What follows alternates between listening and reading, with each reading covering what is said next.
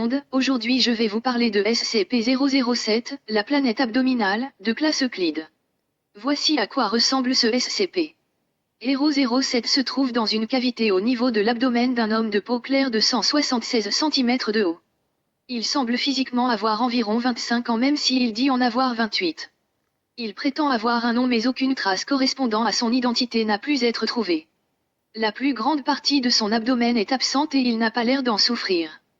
À la place de la peau, muscles et organes et tout le reste des composants d'abdominaux normaux sur ce sujet on y trouve à la place une planète miniature ressemblant à la Terre, composée de terre et d'eau. Cette sphère n'est pas en contact avec le corps du jeune homme et a un diamètre d'environ 60 cm. Les continents visibles sur celle-ci n'ont aucun lien ni similitude connue avec l'alignement et l'histoire des continents de la Terre et à ses propres conditions météorologiques et une faible gravité. De plus on y trouve même aussi des organismes microscopiques ressemblant à ceux de la vraie Terre moderne.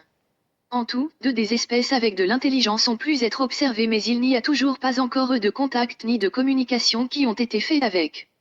Ces êtres vivants semblent être évolués à un stade similaire au XVe siècle, une fois par semaine au minimum, le niveau technologique et d'évolution doit être observé.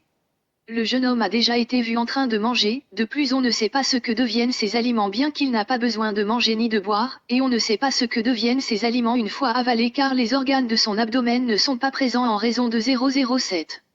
Le sujet est aussi aimable et intelligent avec un QI de 128.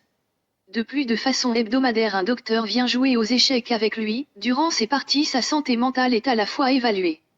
Il ne semble pas avoir de stress à propos de son abdomen anormal qu'il considère comme une curiosité mineure, il semble juste s'interroger sur son état corporel et de son origine. Son témoignage dit : Je me suis réveillé un jour et c'était là. Je n'ai pas la moindre idée de comment elle est arrivée là.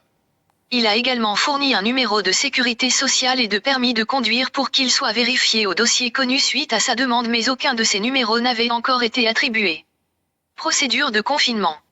SCP-007 doit être resté enfermé dans une salle de 10 mètres de chaque côté. Cette salle doit être confortablement meublée telle une pièce à vivre normale avec chaque élément réclamé par une personne après la demande de 007. Mais ces fournitures sont limitées car elles ne doivent pas compromettre la sécurité, c'est pour cette même raison que la demande d'un ordinateur avec une connexion Internet a été refusée malgré l'insistance de 007. Il doit être retenu de force si besoin car il n'a non plus pas le droit de quitter sa salle de confinement. Cependant le sujet n'a pas l'air préoccupé par son espace de vie limité et n'a pourtant encore jamais tenté de s'échapper et montre aucun signe de violence ni de maladie mentale. Pour ceux qui veulent lire d'archives de ce SCP sans avoir allé sur le site internet de la Fondation SCP, je vous invite à stopper la vidéo pour pouvoir lire tranquillement. Bonne lecture.